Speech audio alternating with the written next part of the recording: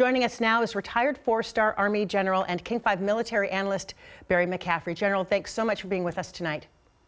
Good to be with you, Joyce. President Biden, as you know, announced these 500 sanctions against Russia. How effective do you think that's going to be? Well, I think it's not very effective. At the end of the day, it has not ended their ability to conduct high-intensity combat operations against Ukraine. They're being supported by North Korea, by China to some extent, sort of under the table, by Iran. They have devastated their domestic economy to support the war economy. And there's a lot of smuggling and bypassing of restrictions.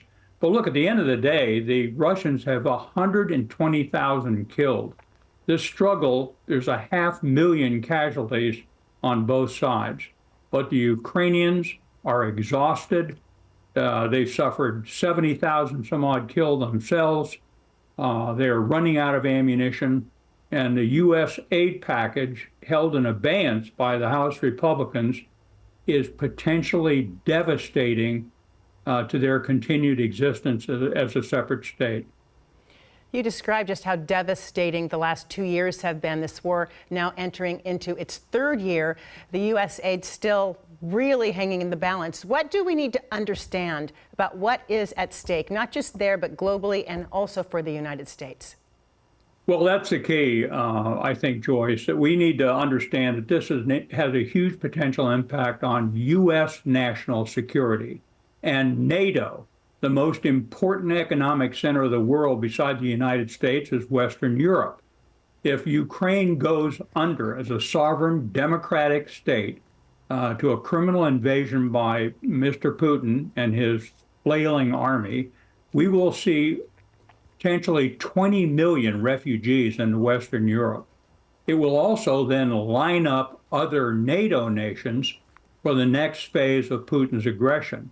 Never mind the signal it would give to China eyeing Taiwan in a potential invasion in the coming 2 or 3 years.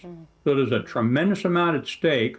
Our national security is at stake, and this is a shameful behavior instigated by Mr. Trump being responded to by the House Republicans. It's just unbelievable that this is happening. We'll wait to see if anything moves on that aid package. I want to turn to the Israel-Hamas war, promising signs today of some progress in that hostage deal and a possible ceasefire. What do you expect to come out of the meeting in Paris? Well, look, if the Israeli Defense Forces don't continue to pound on Hamas, they've killed maybe 8,000 of the 30,000 fighters, they will get no deal. They will get no return of hostages. I think the Arab nations privately are now signaling Hamas, you'd better make a deal. We don't want to see massive Palestinian refugee presence in Jordan and Lebanon and in Egypt.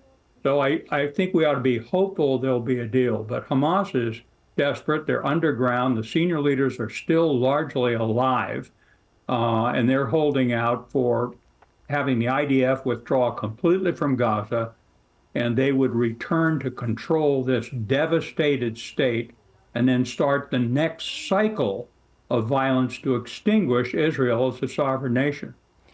I have very little time, but I do want to ask you about the expansion of new settlements in the West Bank. As you know, Secretary Blinken said it goes against international law. Is he right? And what do you think the U.S. should do in response? Well, I don't think there's any question that the settlement in the West Bank is a flashpoint. It's illegal.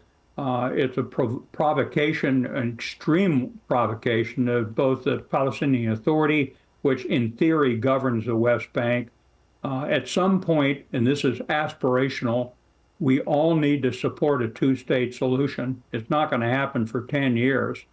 But as we look at the situation, the U.S. needs to provide support to the Palestinians on the general notion of illegal occupation in the West Bank.